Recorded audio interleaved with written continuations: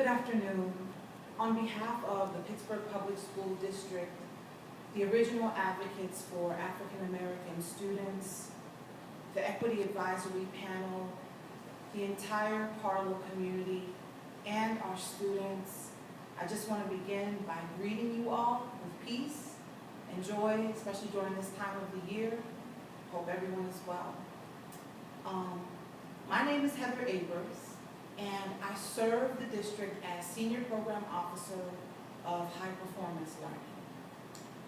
And I'm here before you all today knowing that meeting after meeting, if you are a parent, you may be feeling skeptical, a little weary, perhaps frustrated with the way that things are transpiring in education. If you are a community-based organization or an advocate, I'm sure that you've come prepared to talk about collaboration, observations, feedback, and things that you've heard from students that are entrusted in your care when they're not in school or when you see them in school.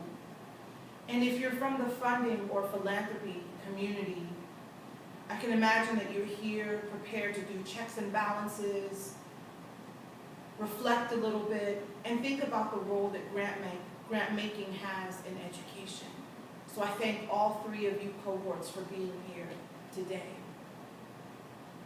We're here to discuss and just chip away slowly at the issue of high-stakes testing and other narrow forms of assessment that are on the rise in public education right now. When we provide context for our own district, we know that in Pittsburgh public schools that equity is an issue. We know that we've spent a significant portion of the 100+ years of public education in active racism, discrimination, which negatively affected the learning of our students. And now here we are in 2015, attempting to consolidate what the most favorable situation in learning outcomes and learning environments would be for our students. So as you listen for the next couple of minutes, please feel free to apply your experiences as a parent, as a community-based organization, or as a grant maker.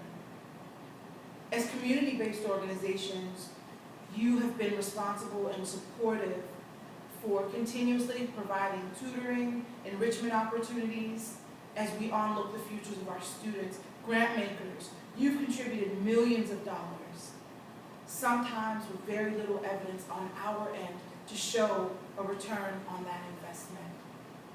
High performance learning and learner centrality is not only an intervention, but it is an opportunity to synthesize and infuse the following.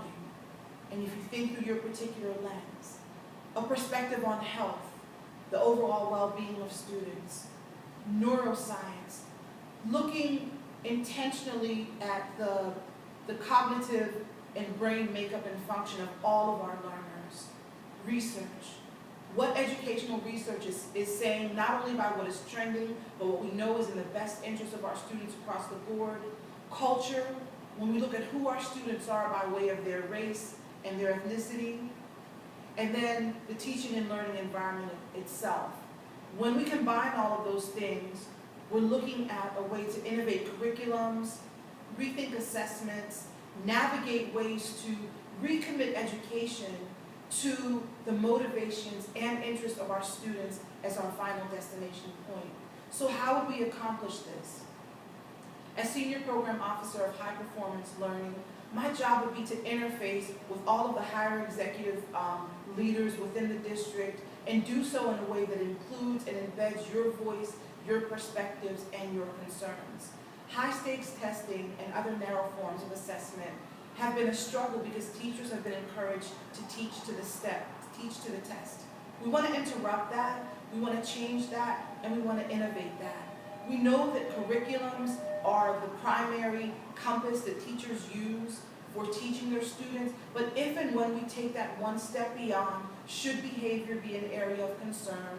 Should student failure be an area of concern? Should there be racial or cultural indifferences or tension? We want to be able to intervene and still elevate who and what our students are and what their interests are.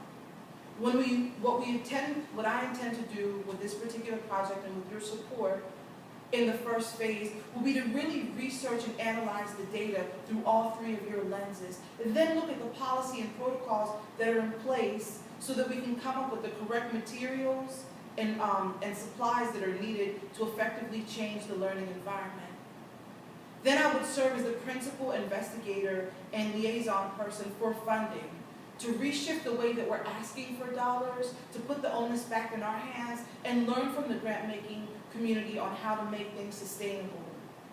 Then what we want to do is appoint specific cohorts that represent each group, parents, community-based organizations, and grant makers, in addition to the district itself, to have ongoing community conversations that are spaced, that are positive, that are healing spaces, and that are productive at the same time.